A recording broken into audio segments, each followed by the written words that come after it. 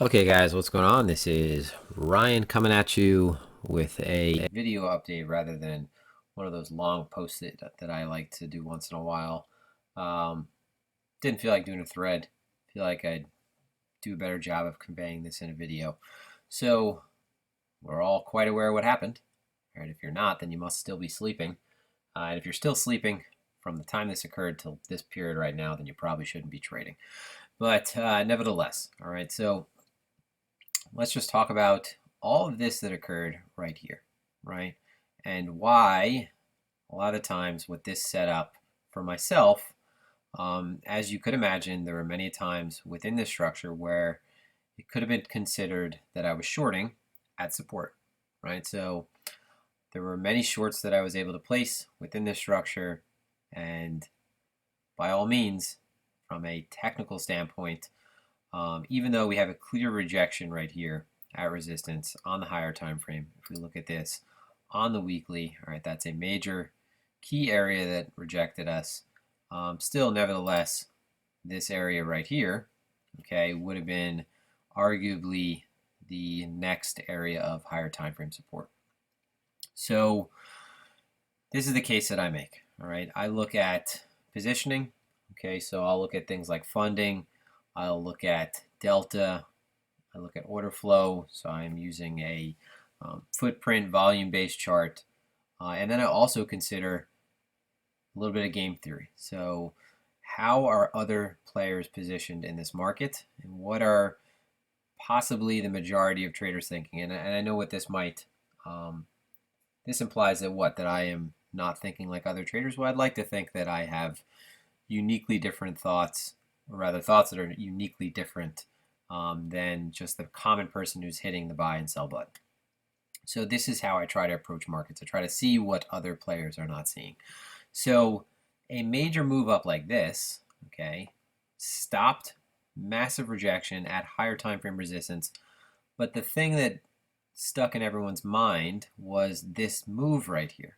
Okay, this was a 40% plus move. How could this not be bullish? This had to be bullish. There's no way it couldn't be bullish. All right, we've never had a move like this. Well, if anything, what Bitcoin has done in its short lifespan, it's constantly done things that it's never done before. All right, and if I was to give you a multiple choice questionnaire and said, out of all these assets, which would have the potential to do this type of move, you'd probably pick Bitcoin every time, right? So a thinly traded asset, volumes dropping off, less amount of money is required to move price a greater degree. So you can imagine when the market is poorly positioned. So over here, everyone is attempting to short this into oblivion. The discount is quite apparent. All right, the funding is negative. Open interest is increasing. Once price was accepted above this short-term range down here, that's all it took, right, to squeeze those shorts. But the point was, after this period, everyone was bullish, okay? Everyone assumed that it had to be bullish. So for the duration of this structure, what we saw from this point moving forward, when I decided to say, okay, this is not a long anymore, this is all shorts, what we saw was premium, right here, in between the spot exchange and the derivatives exchange, indicating that not only with positive funding, not only with this large premium, sometimes $15, not only with the delta divergences, but that because of sentiment that this mood created, a lot of traders were just longing, assuming that this dip, maybe it would come down this far. Maybe it would come down this far. It was still bullish, though. In their minds, it was still bullish. So what we saw was these values increasing, so these metrics that we use, okay, but price was not doing anything whatsoever bullish. So what it looked like was that they were just crowding themselves into an ever-constricting room, right? And the door did not change in size. So eventually when they all go to leave, what do we have? We have these violent moves down. So again, with each move down, okay, we did what we would ultimately do in that, as I displayed in that backside entry video. So you have a break at a major consolidation area right here. All right, the backside entry for a short is not right here. All right, unless you're really confident at selling support, okay, which I became down here. But the backside entry is when you break down and you retest this area. So retest, at this point, it should have been clear that this was becoming ever more bearish. But then this entire period through here, there's still traders that were assuming this was an excellent long opportunity because this was support, right?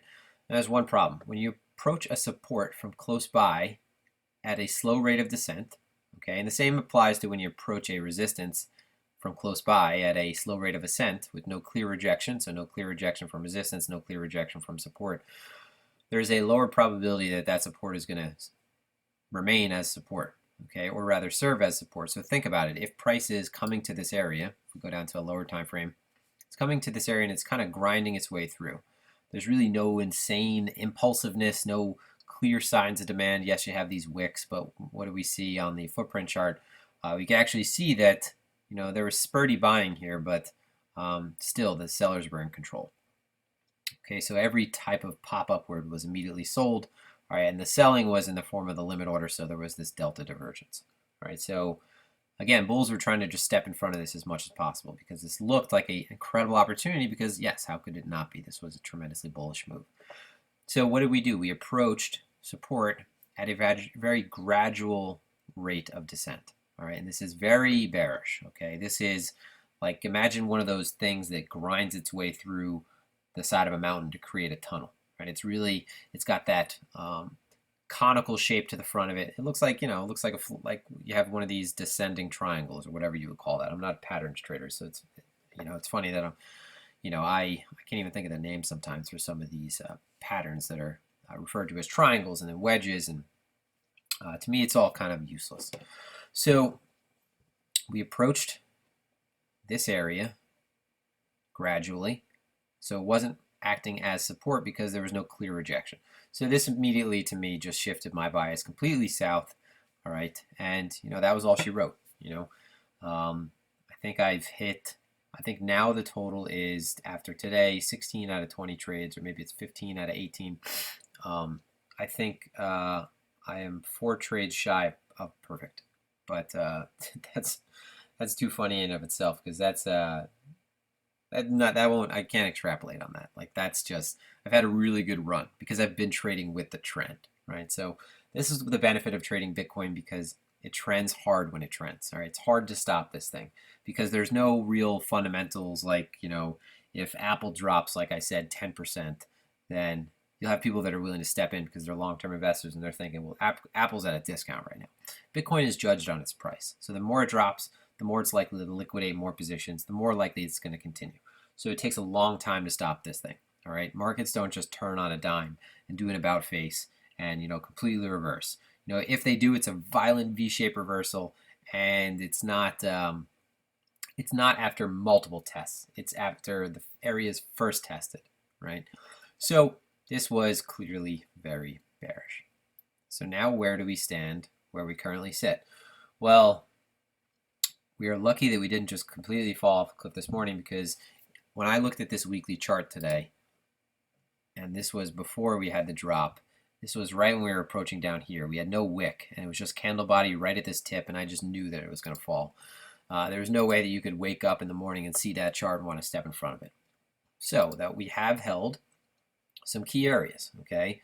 We do have some key areas that we have to consider. So now this chart, I have to kind of evolve it a little bit, right? So one thing to point out, okay, yes, the funding is going to be going negative shortly, but more often than not, after a major dump like this, we'll see the major discount, okay, the funding go negative, but then there'll be some follow through. It won't be that the funding goes negative and they have an immediate squeeze.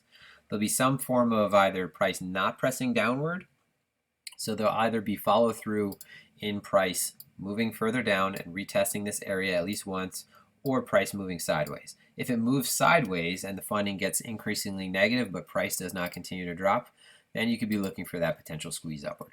But we're not there yet, so it's no use talking about hypotheticals. So right now, okay, the funding is beginning to go negative. All right, so it's beginning to go negative. We are above the macro value area. So this value area is for the entire range right here. So if we're looking at a volume profile for this entire structure, all right, we talk about value area high and value area low. This is the value area low. So this is the low portion of where the 68% of the trading volume took place for the entire structure, right? So this entire thing. So just like auction market theory, we fell below value and immediately, all right, buyer stepped in and we have closed above this value area low. That is not, to me, really worth mentioning for any type of bullish argument. All right, my the whole thesis right now is going to be around short opportunities. So I just want to make that very clear. You have a lot of traders on Twitter who are so worried about maintaining some type of directional neutral stance. I'm neutral, right, before I look at the chart. You eventually have to pick a side. We're not trading options delta neutral. Okay, we're D1 traders. What that means is we're delta 1. We're trading directionally. Okay, you have to pick a bias eventually. Okay, you can't equivocate.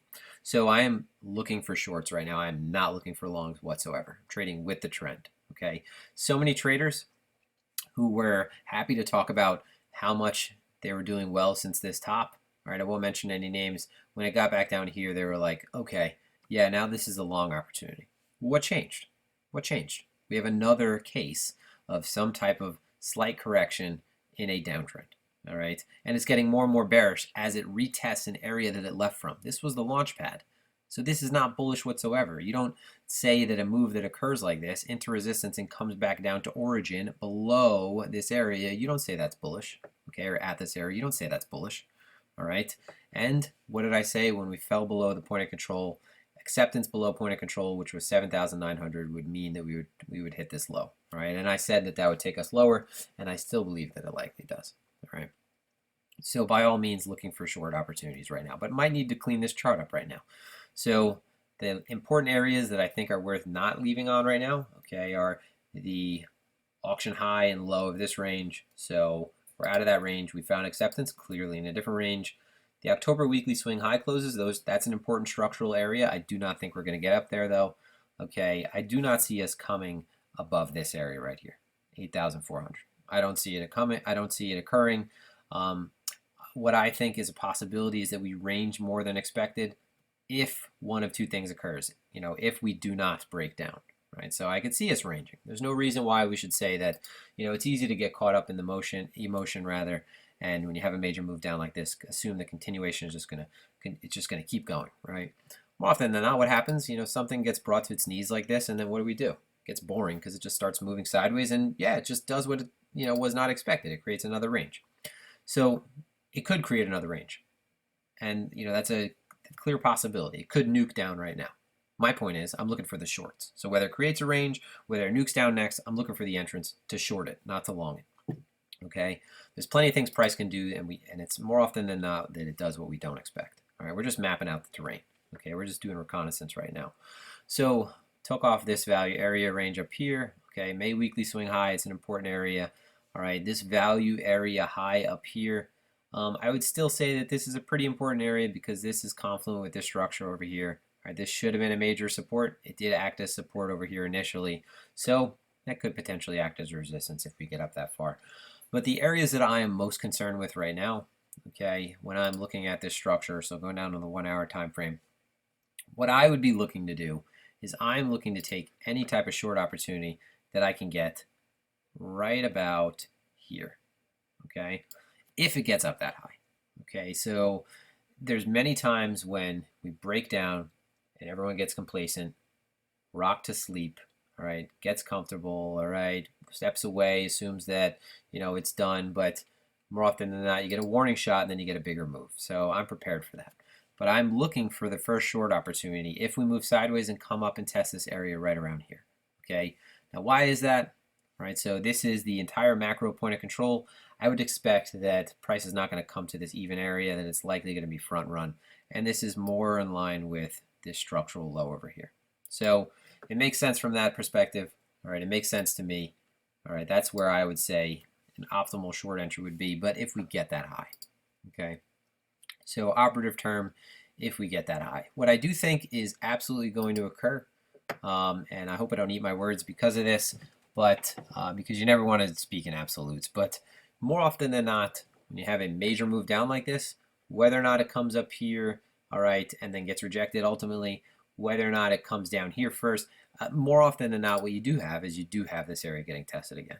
Okay, so it might come down here ever so briefly, come down and test this value area low again, all right, maybe it'll be considered cheap opportunity, and buyers will step in and push this back up. All right, so but I at least expect that this area is going to be tested again, and that doesn't necessarily mean that that's going to be the nuke downward. All right, higher time frame thesis though, still, okay, and now even stronger, unless bulls really do something in the near term, and it's hard to imagine that that happens after this bear structure is printed, is that we do break this structure, okay? That's what I think is likely to happen, and I would assume that, you know, if we do break this structure, that we have to look at something like volume profile, and maybe if we're lucky, this old range over here acts as some type of support. But it didn't act as resistance on the way up. There's no reason to assume that since it's so far in the past, it might have been a psychological support at one time, but right now it's, unless buyers are stepping in to put orders there, I can't see that acting as technical support. I'm prepared to be surprised, but I do think that if we break this low again, right, if we close below 7,600, 7,500 area, on a 15-minute time frame, then we are going to be down in the sixes, and it'll probably be very fast. So, how would you take advantage of that? Well, if you want to take more risk, you might try to get the immediate backside entry, meaning price wicks down from here, and you try to get the first retest of this area to reclaim. It's basically like price's, gasping attempt to reclaim this low, and you market execute on this. So, in a move like this, you're not going to have a lot of time. Okay. Now, the problem normally with market executions is what? It's obviously that when you market execute, you're going to incur slippage. And in a move like this, if it breaks this low, it's probably going to be so violent and so fast that there will be more slippage than there normally would be.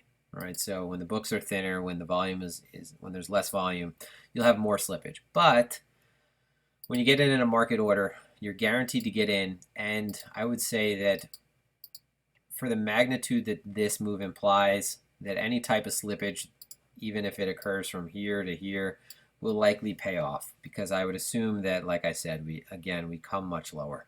So you put the position on with a market order at a clear break of this low, at the first failed attempt to retest. And you know what the strong candle bodies to the downside look like.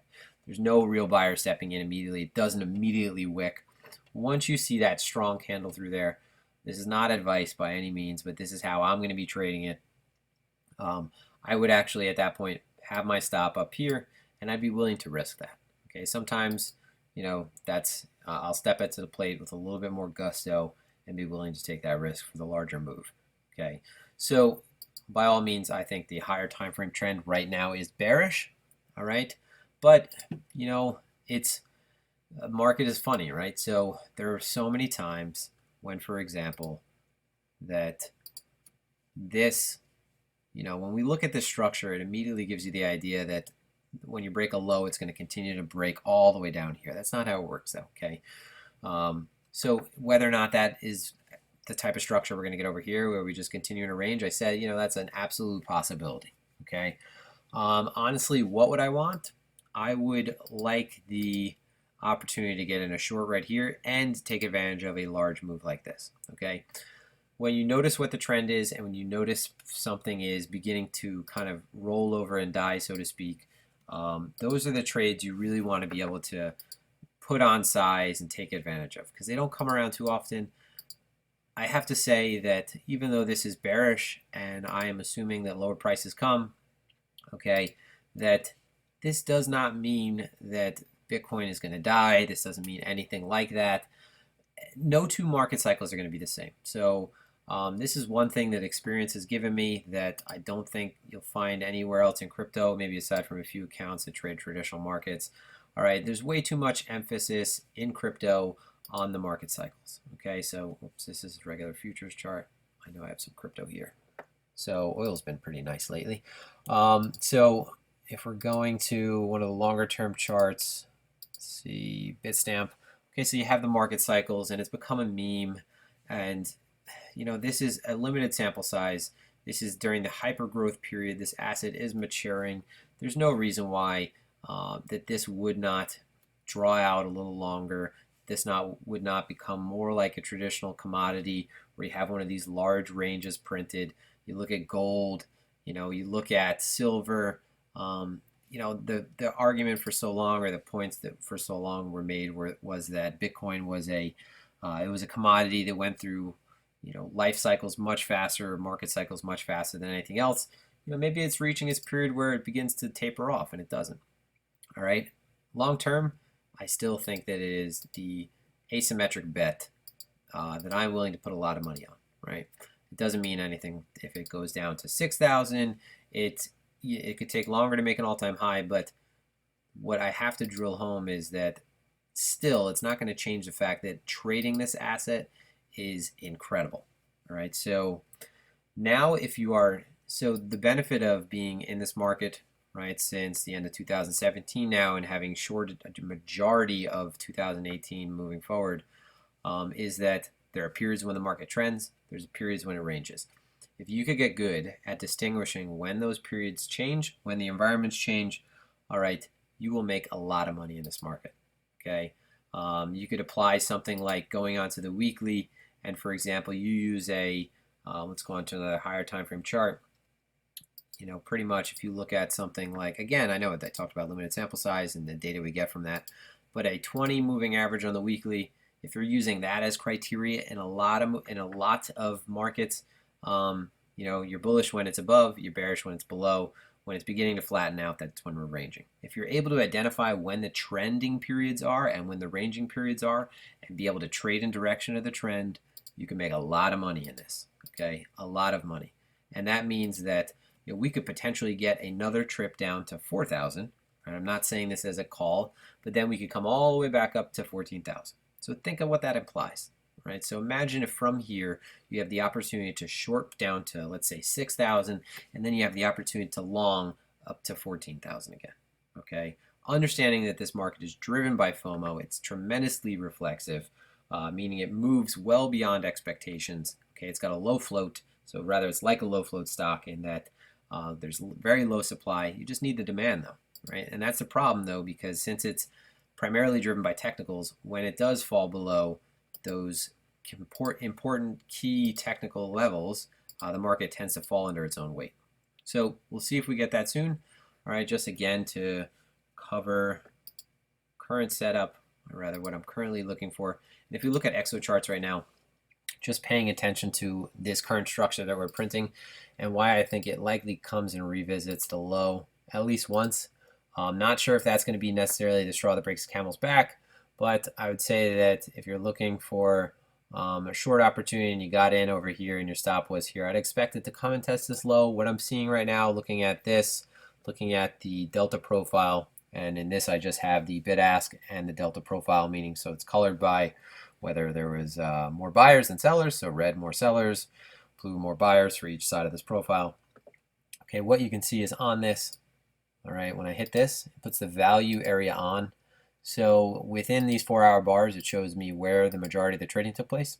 So imagine that these were ranges as well. So we talk about being above value, below value, and being accepted outside of value. So acceptance meaning breaking out of a range, breaking up or down out of a range.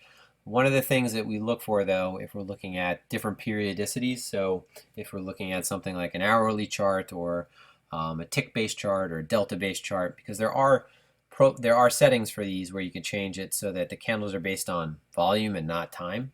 Right? I'm not going to get into that right now, but nevertheless, so we see this.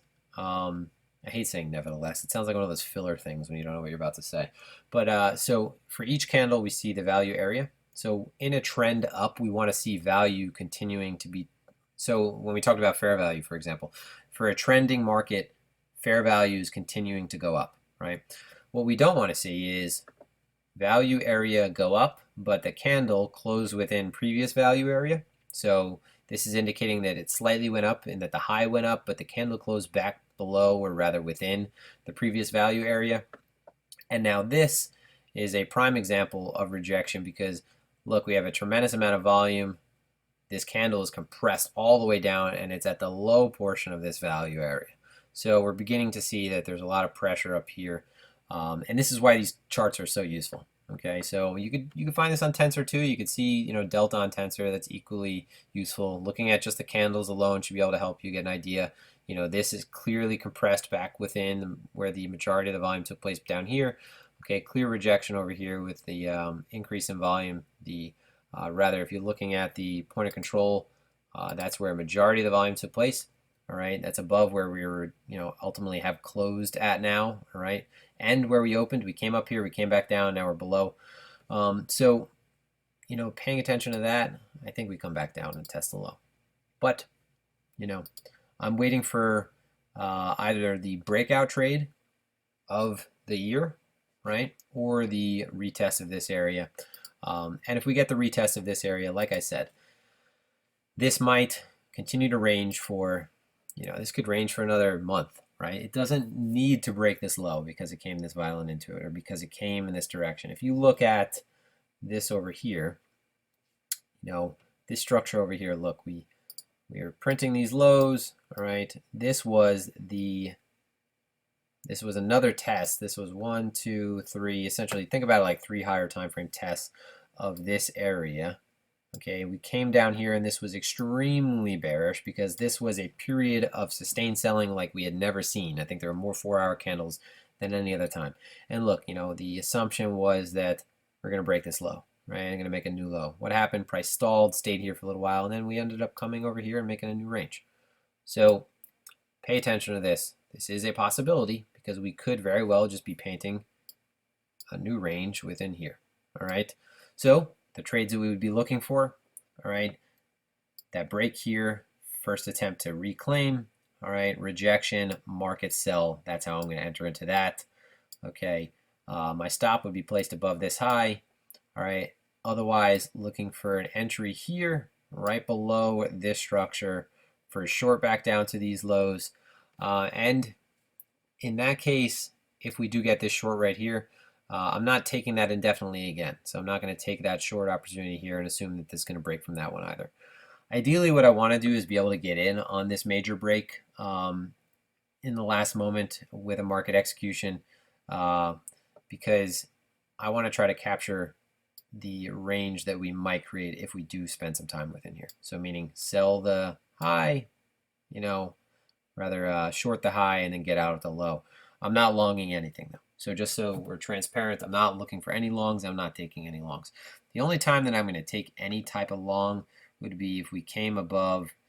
If we're looking at, I'm going to get this chart pretty naked. Actually, I'll open up another Bitcoin chart so I don't ruin this one because I have my levels on this one. So let's just look at Coinbase chart.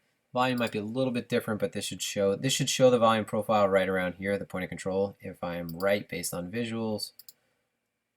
Oh, look at that.